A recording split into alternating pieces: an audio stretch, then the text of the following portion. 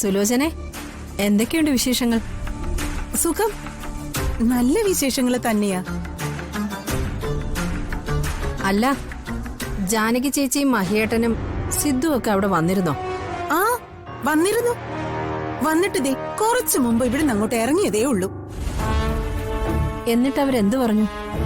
അവര് കല്യാണ ചെലവിന്റെ കാര്യം സംസാരിക്കാനാ വന്നത്. കല്യാണത്തിന്റെ സകല ചെലവുകളും ജാനകി മേഡം നോക്കിക്കോളാന്ന് പറഞ്ഞു. അല്ല, ആ സ്ഥിതിക്ക് ഞങ്ങളാൽ സാധിക്കുന്ന കാര്യം, അതായത് എനിക്കും മായയ്ക്കും സാധിക്കുന്ന കാര്യം ഞങ്ങളും ചെയ്യണമല്ലോ സുലോചനെ. അയ്യോ, അതൊക്കെ നിങ്ങളുടെ ഇഷ്ടമല്ലേ?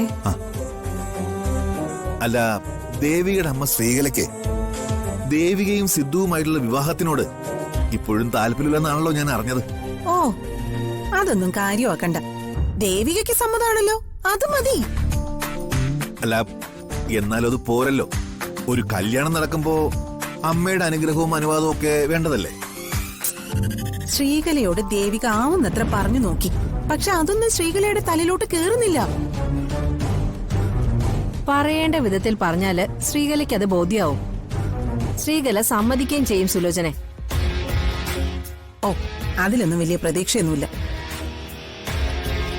സുലോചന, ആ സ്ത്രീകളുടെ ഫോൺ നമ്പർ എന്താ? ഞാനൊന്ന് സംസാരിക്കാം. സ്ത്രീകളുടെ അനുവാദം ഞാൻ വാങ്ങിച്ചോളാം. അതൊക്കെ വലിയ പൊല്ലാപ്പാവുന്നേ. ശ്രീകലയോട് സംസാരിക്കാതിരിക്കുന്നതാ നല്ലത്. അല്ല, സുലോചനയ്ക്ക് ശ്രീകലയുടെ ഫോൺ നമ്പർ തരുന്നതിൽ പ്രയാസമുണ്ടോ? ഉണ്ടോ?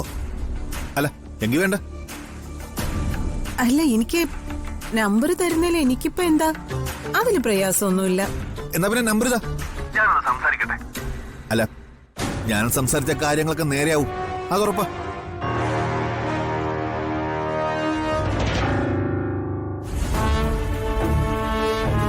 നമ്പർ പറ സുലോചനെ.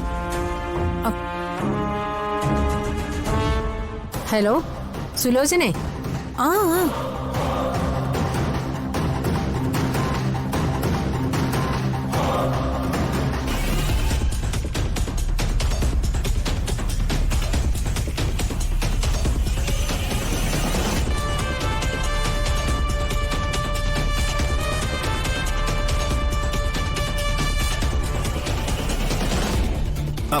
സുലോചനെ, ഞാൻ ശ്രീകളെ വിളിച്ചത് സംസാരിക്കട്ടെ, എന്നിട്ട് ഞാൻ വിളിക്കാം. ശരി. ആ